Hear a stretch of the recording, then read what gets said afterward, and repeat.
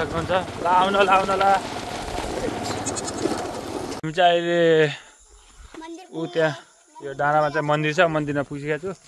म चाहिँ यहाँ यो के भन्छ आलामहरू धुपहरू के लगिरहेको छु।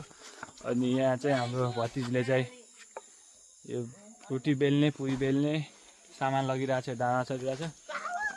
सर्कलले बोकाएर आइरहेको छ है। Hello guys, it's me MK07। आज चाहिँ हामी यहाँ कवापारी मन्दिरमा गइरहेको छु। यहाँ चाहिँ अष्टमीको दिन चाहिँ यो शङ्करले चाहिँ यहाँ बोके काटिरहेछ, त्यही भएर हामी चाहिँ अहिले कवापारी गइरहेको छु गाइज। खै रितु आइज बाबु, जाने कि नि त बस्न त नि ल बस आइज। रितुलाई पनि हामीले लगिरहेको छु अगाडि बसाएर। अब हामी गइरहेको छु, पुरा भिडियो देखाउँछु, हेर्दै गर्नुलाई। अहिले चाहिँ हामी यो सिमतारीमा छौँ, हामी कवापारी गइरहेको छु अष्टमीको पूजाको लागि। के भने मान्छे अगाडि छन् के को छन् मान्छे अगाडि? बाजे छन्, धेरै छन्। अगाडि यहाँ ठुल्का बाजे पनि छन् रहेछन्, अगाडि साइकलमा गइरहेछन्, हेर्न सक्नुहुन्छ। ल आउन ल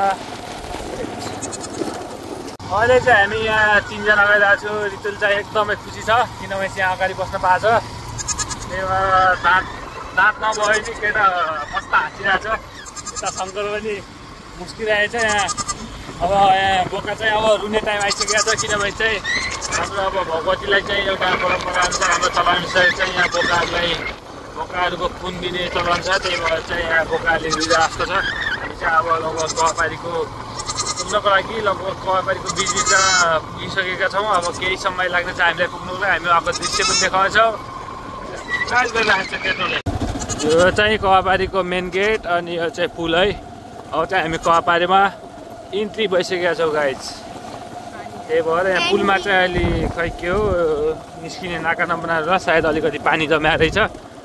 जो यहाँ चाहिँ हल्का निकाल्नको लागि चाहिँ हल्का पुललाई चाहिँ अलिकति के हुन्छ कसरी हुन्छ यो बिचमा पानी जम्या चाहिँ यसलाई चाहिँ साफ गर्न चाहिँ भनेर चाहिँ यहाँ ध्यान आकर्षण पनि गर्न चाहन्छु यो भिडियो मार्फत। हामी चाहिँ अब कवापारीको बिचमा पुगिसकेका छौँ। अब केही समयमा हामी मन्दिरमा पुग्नेछौँ गाइज। हामी चाहिँ अहिले ऊ त्यहाँ यो डाँडामा चाहिँ मन्दिर छ, मन्दिरमा पुगिसकेको छु।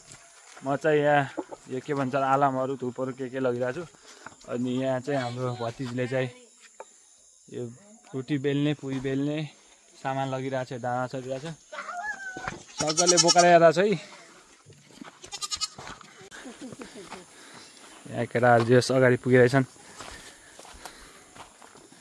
चाहिँ यहाँ चाहिँ अहिले देख्न सक्नुहुन्छ यस्तो गेट रहेछ जस अलिकति विकसित भएर रहेछ। पहिलाभन्दा चाहिँ पहिला चाहिँ थिएन। शङ्कर हिट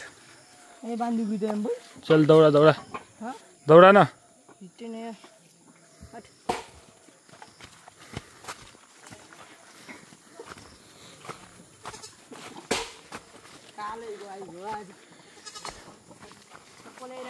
फाइनली गाइज हामी चाहिँ अहिले भगवती मन्दिरमा पुगिसकेका छौँ। यता चाहिँ जस अहिले कम मात्रामा चाहिँ यहाँको बासिन्दाहरू आएछन्। यहाँको अङ्कल बाजे अनि साथीहरू आएछन्। जस त्यही तयारी भइरहेको छ। आज चाहिँ पूजाको दौराहरू चिरिरहेको छन्। साफसुफ पनि भएको छैन। अब साफसुफ भएर चाहिँ यहाँ चाहिँ पूजा हुन्छ। फाइनली गाइज अब चाहिँ अलिकति गाउँमा चाहिँ अलि कम मान्छे आएको रहेछ सुरुमा चाहिँ। अनि यहाँ आगो बाल्नु पऱ्यो भनेर म चाहिँ अलिकति हेल्प गर्नुपर्छ भनेर चाहिँ दाउरा काटिरहेको छु, दाउरा चिरिरहेको छु।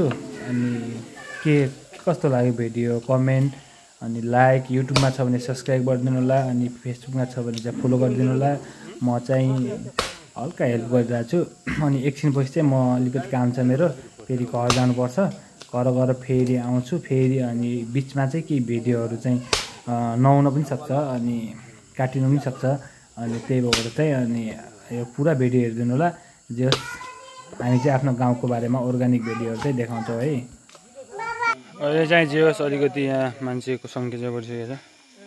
ए के छ ठिक छ भन्नु।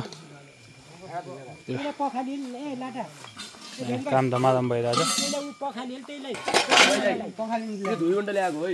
यहाँ चाहिँ पुरी बनाउने त्यो खिर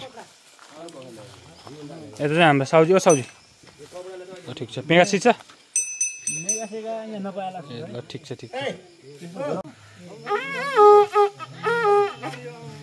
होइन यहाँ गाउँको वालाले यसो सङ्केत गरौँ भने त यहाँ शङ्कै बजेन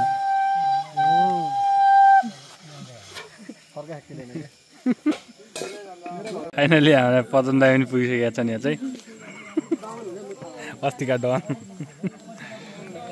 मैले त त्यहाँ कोही पनि छैनन् भनेर जे होस् धेरै केटाहरू पुगिसकेका रहेछन् अघि बिहान आउँदाखेरि चाहिँ 5-6 जना मात्र थिए दर्शन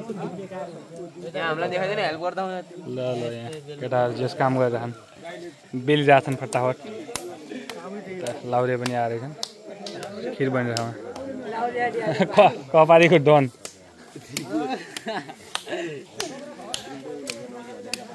यता चाहिँ अष्टमीका बोकेहरू चाहिँ अहिले मस्तसँग चलिरहन् एकछिन पछि यिनीहरूलाई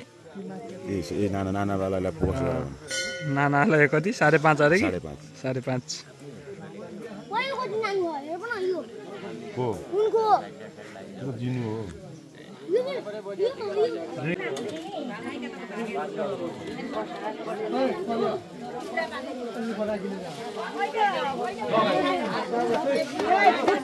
छुट्टा बना